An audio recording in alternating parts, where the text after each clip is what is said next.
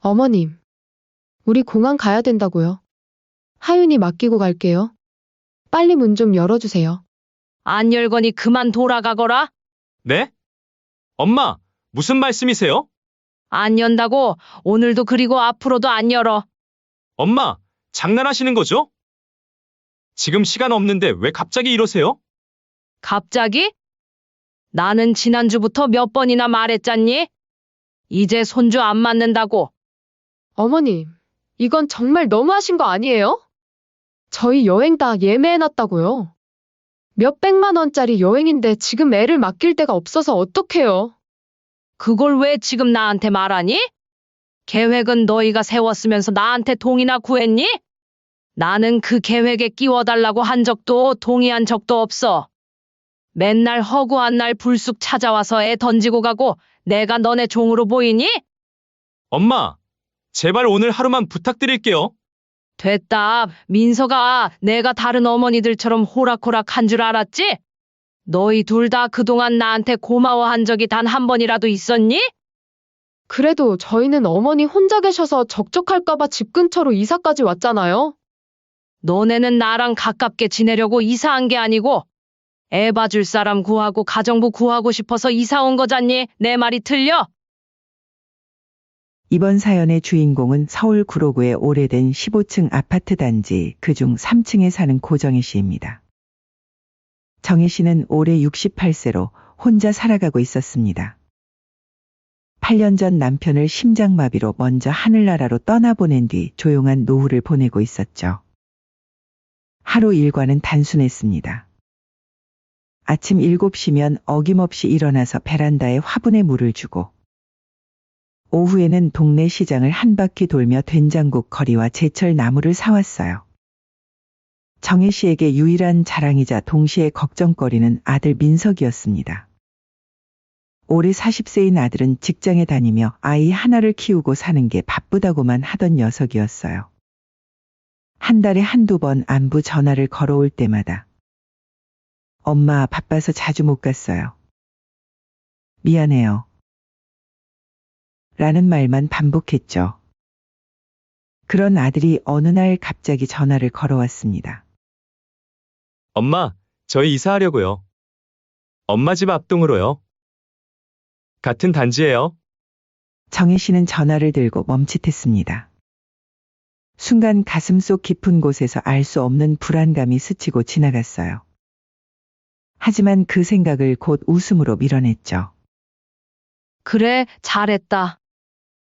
며느리랑 하윤이도 자주 보고 좋지. 사실 며느리 진영이와는 그리 친하지 않았어요. 결혼 초기에는 나름대로 잘해보려고 했지만 어딘가 미묘한 거리감이 있었거든요. 그래도 같은 단지에 살게 되면 손자도 자주 볼 수 있고 가족들과 더 가까워질 수 있을 거라는 기대가 있었죠. 물론 마냥 좋지는 않았어요.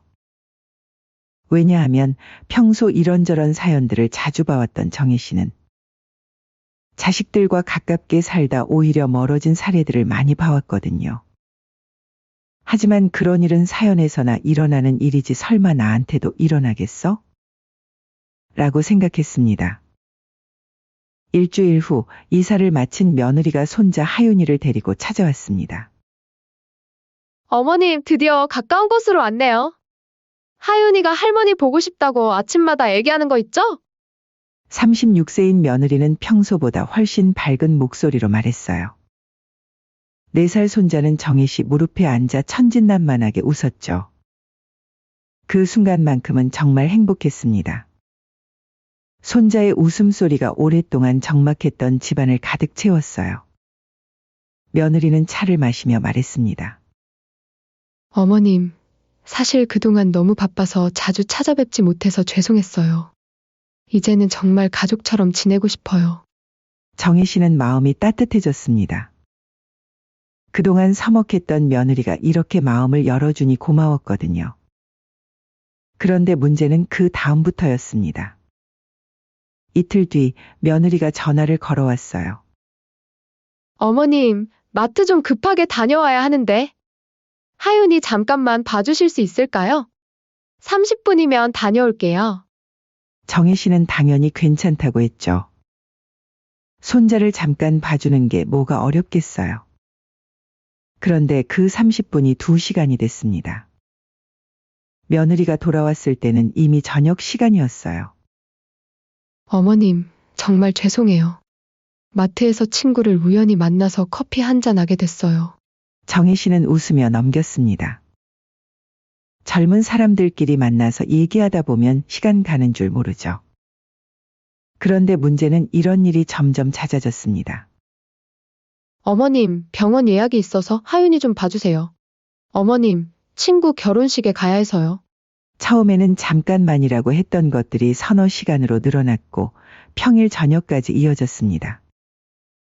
더 놀라운 건 며느리의 태도 변화였어요. 처음에는 항상 미안해하며 고마워했는데 한 달쯤 지나니까 당연하다는 듯이 행동하기 시작했거든요. 어느 날은 문도 두드리지 않고 현관문을 벌컥 열고 들어왔습니다. 어머님, 하윤이 맡기고 갈게요. 저녁에 데리러 올게요. 정혜 씨가 어머, 진영아 하고 말하기도 전에 이미 아이를 놓고 나가버렸어요. 그리고 며느리는 정혜 씨가 해주는 반찬들을 당연하게 가져가기 시작했습니다. 어머님 김치 진짜 맛있어요. 민석이가 이거 없으면 밥을 안 먹거든요. 다음에 김장하실 때 저희 것도 조금 더 해주시면 안 될까요? 처음에는 웃으며 그럼 당연하지 했던 정혜 씨였지만 점점 마음 한구석이 무거워지기 시작했어요. 뭔가 이상했습니다. 며느리가 고마워하는 것도 줄어들었고 오히려 요구하는 것들은 늘어만 갔거든요.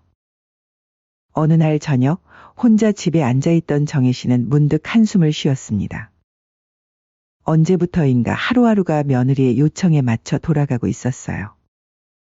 오늘은 손자를 봐줘야 하니까 병원 예약을 미뤘고 내일은 반찬을 준비해야 하니까 친구와의 약속을 취소했죠. 이상하다. 가까워졌는데 왜 이렇게 숨이 막힐까? 하지만 정혜 씨는 아직 이것이 시작에 불과하다는 걸 몰랐습니다. 그렇게 몇 달이 흘렀습니다. 정혜 씨의 생활은 완전히 며느리와 손자 중심으로 돌아가고 있었어요. 가랑비에 옷 젖듯이 서서히 아들 부부의 일정에 맞춰져 가고 있었죠. 어느 날 저녁 며느리가 반찬을 가져가며 이런 말을 했습니다. 어머님, 다음 달에 저희 가족이 유럽 여행 가요. 파리랑 로마도 가고요. 친정엄마도 모시고 갈 예정이에요. 정혜 씨는 설거지하던 손을 멈췄습니다. 며느리의 목소리에는 들뜬 기색이 가득했어요. 그래, 좋겠구나. 유럽이라. 정혜 씨는 멍하니 듣고 있다가 조심스럽게 입을 열었습니다. 나도 언젠가 한 번은 가족끼리 여행 다녀보고 싶다. 그때 며느리의 반응이 이상했어요. 피식 웃으며 식탁을 정리하더니 이렇게 말했거든요. 어머님도 친구분들이랑 다녀오세요. 요즘 실버 여행 많다던데요. 그 말투에는 진심이 없었습니다. 마치 당신은 우리 가족이 아니에요라고 선을 긋는 듯한 느낌이었어요. 정혜 씨는 가슴 한구석이 서늘해지는 것을 느꼈습니다. 며느리는 계속해서 말했어요. 저희 엄마는 평생 해외여행 못 가보셨다가 이번에 처음 가시거든요. 저희가 모든 걸 다 준비해드렸어요. 정혜 씨는 고개만 끄덕였습니다. 뭔가 말하고 싶었지만 목이 막혔어요. 며칠이 지난 어느 날이었습니다. 정혜 씨는 평소처럼 김치찌개와 나물 반찬을 만들어서 며느리 집에 가져다 주려고 했어요. 반찬통을 들고 며느리네 문 앞에 섰을 때였습니다. 초인종을 누르려던 순간 거실 창문 틈 사이로 며느리의 목소리가 들려왔어요. 전화 통화를 하고 있는 것 같았습니다. 응, 어머님이 유럽 여행 가고 싶다고 하시던데. 진짜 웃겨 죽겠어. 그 나이에 주책이야 그렇게 말하면 데려갈 줄 알았나 봐. 정혜 씨는 숨이 멎는 것 같았습니다. 반찬통을 든 손이 떨렸어요. 며느리의 목소리는 계속됐습니다. 아, 그리고 말인데 하윤이 초등학교 들어가면 이사 갈 거야.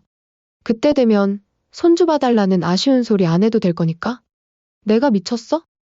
당연히 손주 봐달라는 생각으로 이사 온 거지. 뭐가 좋다고 시어머니랑 가깝게 지내겠어? 정혜 씨의 가슴이 철렁 내려앉았습니다. 근데 나중에 어머님 요양원 같은 데 들어가시면 돈은 어떡하지? 우리한테 오시면 진짜 짐인데. 월급쟁이가 시어머니까지 모시고 살 여유는 없잖아. 정혜 씨는 더 이상 들을 수가 없었습니다. 반찬통을 든 손이 무겁게 내려갔고 온몸에 힘이 빠졌어요. 가슴이 답답하고 속이 울렁거렸습니다. 정혜 씨는 조용히 돌아섰습니다. 반찬통을 들고 자신의 집으로 돌아오는 길이 그렇게 길게 느껴질 수가 없었어요. 집에 들어와서도 한참을 멍하니 서 있었습니다. 며느리의 말들이 머릿속에서 맴돌았어요. 그날 밤 정혜 씨는 잠을 이루지 못했습니다. 천장을 바라보며 지난 한 달을 되돌아봤어요. 자신이 얼마나 바보같이 살았는지 깨달았습니다. 다음 날부터 며느리의 연락에 대한 정혜 씨의 반응이 달라졌습니다. 어머님, 오늘 하윤이 좀 봐주실 수 있을까요? 미안한데 허리가 안 좋아서 힘들겠어. 어머님, 저 마트 다녀오는 동안만요. 병원 예약이 있어서 다음에 봐야겠네. 어머님, 오늘은 친구들이랑 약속이 있어서 안 되겠어. 며느리는 점점 서운함을 드러내기 시작했습니다. 어머님, 요즘 너무 바쁘신 것 같아요. 예전에는 그러지 않으셨는데. 아들도 중간에서 눈치를 보며 말했어요. 엄마, 진영이가 좀 힘들어해요. 가끔씩이라도 도와주시면 안 될까요? 하지만 정혜 씨의 마음은 이미 굳어져 있었습니다. 며느리가 자신을 어떻게 생각하고 있는지 알아버린 이상 예전처럼 순순히 따를 수는 없었거든요. 어느 날 며느리가 직접 찾아왔습니다. 어머님, 제가 뭔가 잘못한 게 있나요? 요즘 연락해도 항상 바쁘시다고 하시고. 정혜 씨는 며느리를 바라봤습니다. 그 얼굴에는 여전히 억울한 표정이 가득했어요. 아니야, 진영아. 그냥 나도 내 일이 있으니까. 그래도 가족인데 이렇게까지 하실 필요는 없잖아요. 가족이라는 말을 들으니 더욱 씁쓸했습니다.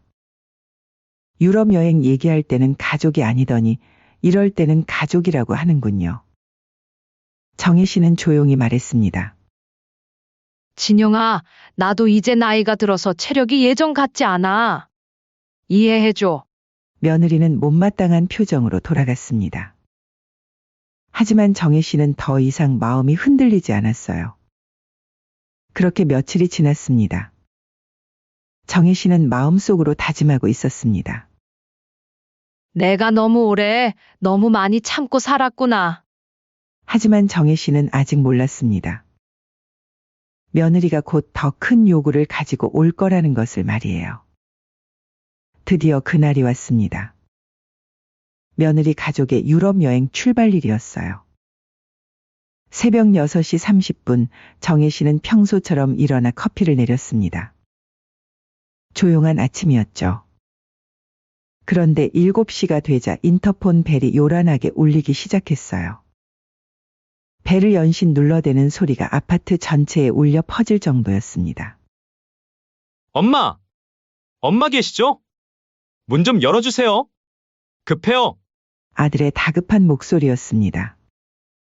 정혜 씨는 커피잔을 든 채 인터폰 앞에 섰어요. 하지만 바로 문을 열지는 않았습니다. 어머님, 우리 공항 가야 된다고요.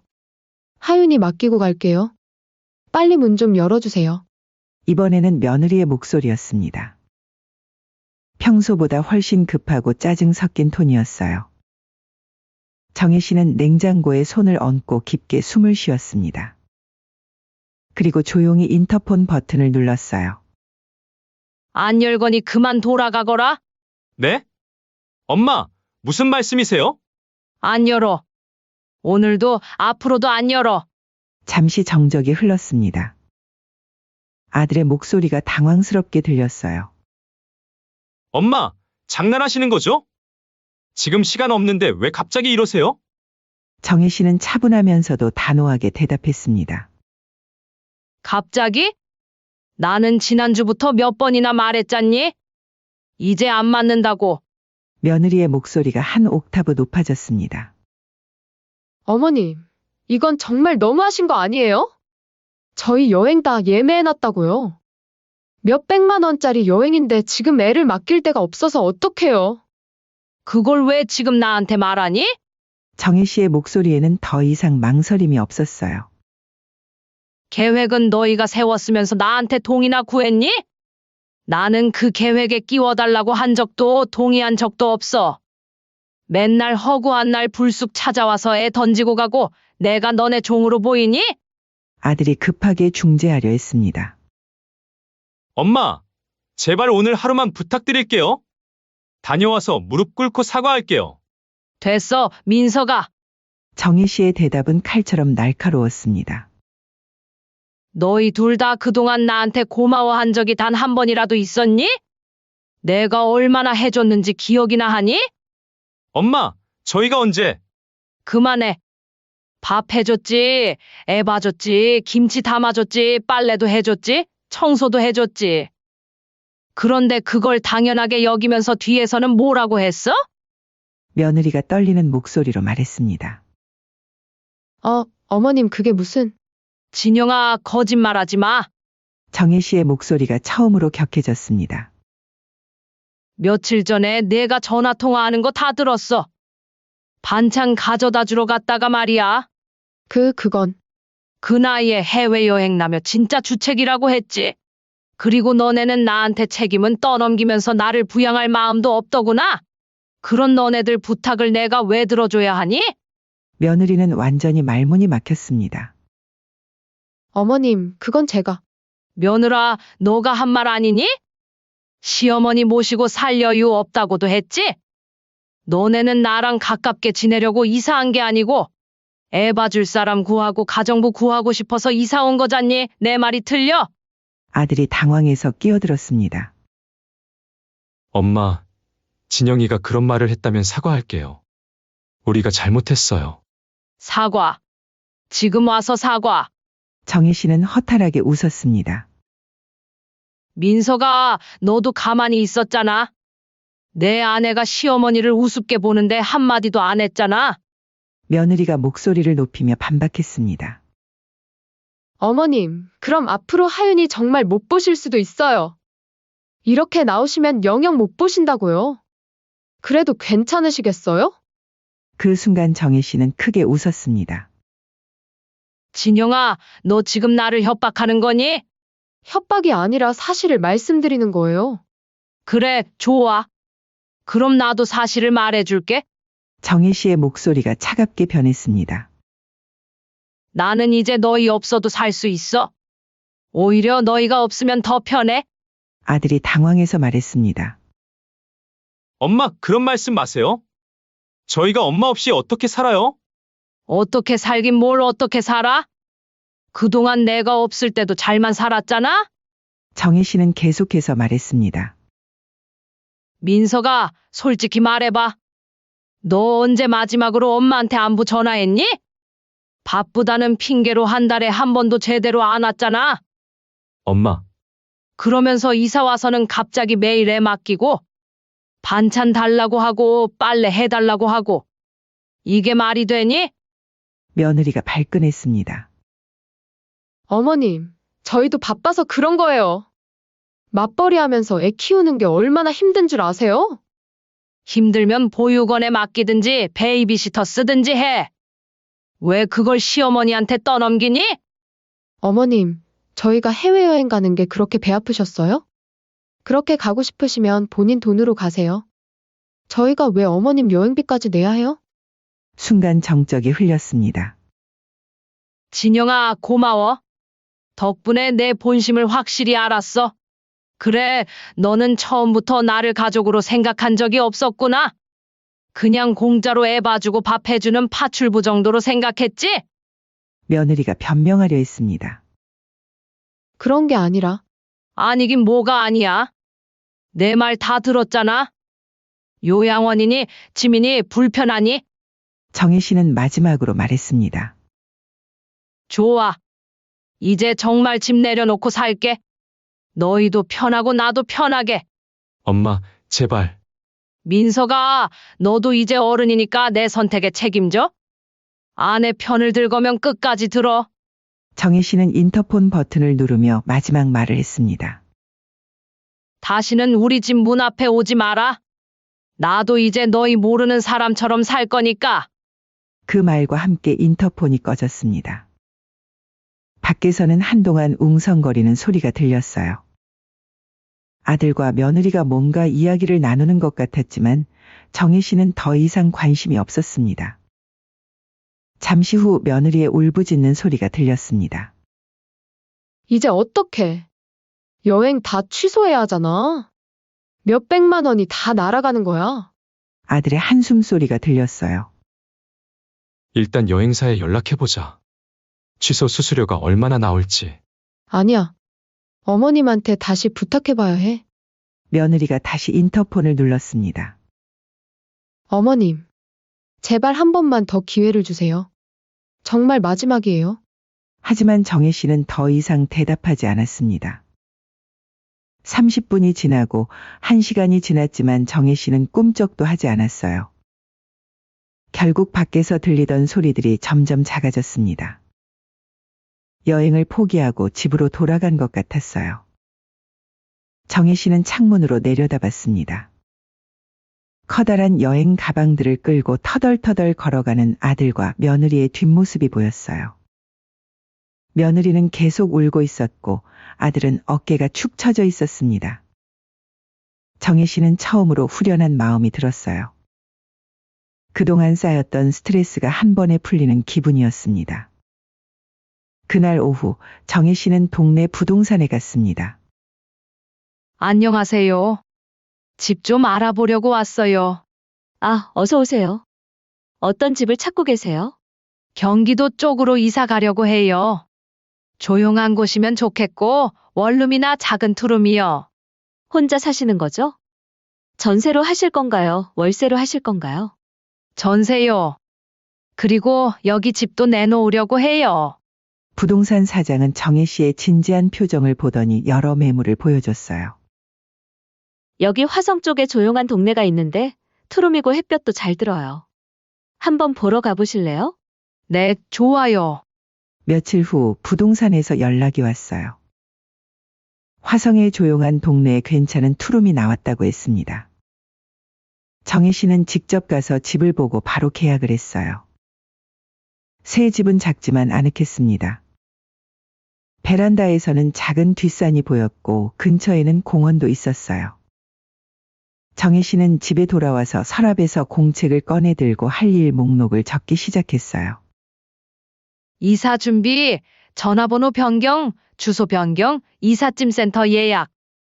차근차근 적어 내려가니 마음이 차분해졌습니다. 일주일 동안 정혜 씨는 조용히 이사 준비를 했어요. 필요 없는 물건들은 정리하고 꼭 필요한 것들만 챙겼습니다. 남편과의 사진 몇 장, 작은 냄비 3개 그리고 새로운 시작을 위한 마음가짐이 전부였어요. 이사 전날 밤 정혜 씨는 작은 종이에 글씨를 썼습니다. 또박또박 정성스럽게 말이에요. 다음 날 아침 이삿짐 차가 왔습니다. 정혜 씨는 마지막으로 집을 둘러보고 현관문에 그 종이를 붙였어요. 그리고 돌아보지 않고 떠났습니다. 며칠 후 아들과 며느리가 정혜 씨를 찾아왔지만 이미 집은 비어 있었습니다. 전화도 통하지 않았어요. 현관문에 붙어 있던 손글씨 쪽지에는 이렇게 적혀 있었습니다. 나는 너희들 시중 드는 사람이 아니다. 이제는 엄마가 아닌 한 사람으로 살고 싶으니 이제 나를 찾지 말거라. 그렇게 정혜 씨의 완벽한 복수가 끝났습니다. 며느리의 꿈에 그리던 유럽 여행은 물거품이 되었고 몇백만 원의 취소 수수료까지 물어야 했습니다. 한 달 후 경기도 화성의 조용한 동네. 정혜 씨는 새 집 베란다에서 커피를 마시며 아침 햇살을 받고 있었습니다. 작은 투룸이지만 혼자 살기엔 충분했어요. 베란다 너머로 보이는 작은 뒷산에는 이제 연두색 새싹들이 돋아나고 있었습니다. 이사 온 지 한 달이 지났지만 정혜 씨는 단 한 번도 후회하지 않았어요. 오히려 매일이 평화로웠습니다. 아침 7시에 일어나서 베란다에 화분에 물을 주고 8시에는 근처 공원을 산책했어요. 예전에는 며느리 눈치를 보느라 집 밖으로 나가기도 조심스러웠는데 이제는 자유롭게 나들이를 다닐 수 있었습니다. 오늘도 정혜 씨는 공원에서 산책을 하고 있었어요. 벤치에 앉아 있는데 옆자리에 비슷한 또래의 여성이 앉았습니다. 며칠 후 그 여성과 친해진 정혜 씨는 동네 배드민턴 동호회에 나가게 되었어요. 처음엔 운동이 어색했지만 사람들이 친절하게 가르쳐 줬습니다. 배드민턴은 생각보다 재미있었어요. 처음엔 공도 제대로 받지 못했지만 금방 실력이 늘었습니다. 운동 후에는 근처 카페에서 차를 마시며 담소를 나눴어요. 한 달이 더 지났습니다. 정혜 씨는 배드민턴 동호회의 인기 멤버가 되어 있었어요. 운동 실력도 늘었지만 무엇보다 밝아진 표정이 사람들의 마음을 끌었습니다. 어느 날 동호회에서 설악산 여행을 제안했습니다. 1박 2일로 단풍 구경을 가는 거였어요. 정혜 씨는 가슴이 두근거렸어요. 여행이라니. 예전에 며느리가 유럽 여행 이야기를 했을 때 느꼈던 그 서러움이 떠올랐습니다. 하지만 이제는 달랐어요. 설악산 여행은 정말 즐거웠습니다. 단풍이 절정에 달한 산을 보며 사람들과 함께 사진도 찍고 맛있는 음식도 먹었어요. 밤에는 펜션에서 이야기꽃을 피웠습니다. 그날 밤 정혜 씨는 펜션 창문으로 별을 바라봤어요. 맑은 공기 덕분에 별이 유난히 밝게 빛나고 있었습니다. 문득 남편 생각이 났어요. 여보, 나 이제 정말 혼자서도 잘 살고 있어. 당신이 걱정했던 것처럼 외롭지도 않고 무섭지도 않아. 바람이 살짝 불어와 커튼을 흔들었습니다. 마치 남편이 대답하는 것 같았어요. 여행에서 돌아온 후 정혜 씨는 더욱 활발해졌습니다. 배드민턴 동호회뿐만 아니라 근처 문화센터에서 하는 요가 수업도 듣기 시작했어요. 어느 날 오후 정혜 씨는 집에서 책을 읽고 있었습니다. 문득 휴대폰이 생각났어요. 이사 온 후로 휴대폰은 거의 사용하지 않았습니다. 연락할 사람도 별로 없었고 연락받고 싶지 않은 사람들만 있었거든요. 휴대폰을 켜보니 부재 중 전화가 몇 개 있었어요. 모두 아들에게서 온 전화였습니다. 하지만 정혜 씨는 전화를 걸지 않았어요. 대신 휴대폰을 서랍에 넣고 다시 베란다로 나갔습니다. 같은 시각 구로구 아파트. 아들 민석은 휴대폰을 내려놓고 한숨을 쉬었습니다. 또 통화 연결이 안 됐어요. 또 안 받으셨어? 며느리 진영이 물었습니다. 예전에 당당했던 모습은 온데간데 없고 초췌해 보였어요. 응. 벌써 한 달째야. 민석도 많이 변해 있었습니다. 얼굴에는 피곤함이 역력했고 예전보다 말수도 적어졌어요. 하윤이 할머니 보고 싶다고 계속 그래요. 진영의 목소리에는 후회가 가득했습니다. 내가 그때 너무했나 봐. 진영아, 이제 와서 그런 말 해도 소용없어. 민석이 쓴웃음을 지었습니다. 엄마한테 전화해도 안 받으시고 집에 가봐도 이미 이사 가신 지 오래고. 진영은 눈물을 글썽였습니다. 어머님이 그렇게까지 화나실 줄 몰랐어요. 정말 마지막이었다면. 마지막이었다면 뭐? 그때도 어머님한테 소리 질렀잖아. 민석의 말에 진영은 할 말이 없었어요. 유럽 여행을 취소하고 몇백만 원의 수수료를 물어야 했을 때도 힘들었지만 정작 더 힘든 건 그 이후였습니다. 하윤이를 맡길 곳이 없어서 진영은 회사를 그만둬야 했어요. 베이비시터를 고용하기에는 비용이 너무 많이 들었거든요. 이제 어떡하지? 생활비도 빠듯하고. 다른 방법을 찾아봐야지. 하지만 민석도 막막했습니다. 어머니가 해주시던 일들이 얼마나 큰 도움이었는지 이제야 깨달았거든요. 반찬도 사 먹어야 하고 하윤이 돌보는 것도 힘들고 집안일까지 하다 보니 둘 다 녹초가 되었어요. 어머님이 해주신 김치가 정말 그리워요. 진영이 냉장고를 열며 중얼거렸습니다. 마트에서 산 김치는 맛이 없었어요. 그때 내가 왜 그런 말을 했을까? 진영은 후회가 밀려왔습니다. 어머님을 주책이라고 하고 짐이라고 했던 자신이 너무 미웠어요. 민석도 마찬가지였습니다. 내가 엄마를 더 잘해드렸어야 했는데. 진영이 편만 들고. 두 사람은 이제야 정혜 씨의 소중함을 깨달았지만 이미 때는 늦었습니다. 저녁 노을이 뒷산을 물들이고 있었어요. 정혜 씨는 따뜻한 차를 한 잔 우려서 마시며 하루를 정리했습니다. 오늘도 행복한 하루였어요. 누구 눈치 보지 않고 누구 부탁 들어주지 않고 오직 자신을 위해 살 수 있는 하루였습니다. 이게 진짜 나의 시간이구나. 정혜 씨는 마음속으로 중얼거렸어요. 멀리서 아이들 웃음소리가 들려왔지만 이제는 그 소리에 흔들리지 않았습니다. 예전처럼 손자가 그리워지지도 미안한 마음이 들지도 않았어요. 정혜 씨에게는 이제 새로운 가족이 있었습니다. 배드민턴 동호회 사람들, 요가 수업 친구들, 그리고 무엇보다 자기 자신이 있었어요. 밤이 깊어갔습니다.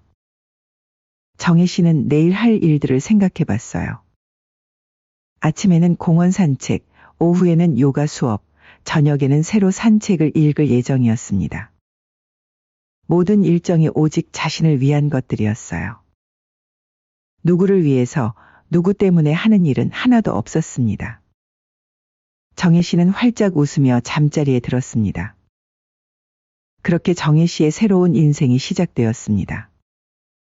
68세의 새로운 시작, 누구에게도 얽매이지 않는 자유로운 삶이었어요. 정혜 씨는 더 이상 누구의 엄마, 누구의 시어머니가 아니었습니다. 그저 고정혜라는 한 사람으로 자신만의 행복을 찾아가고 있었어요.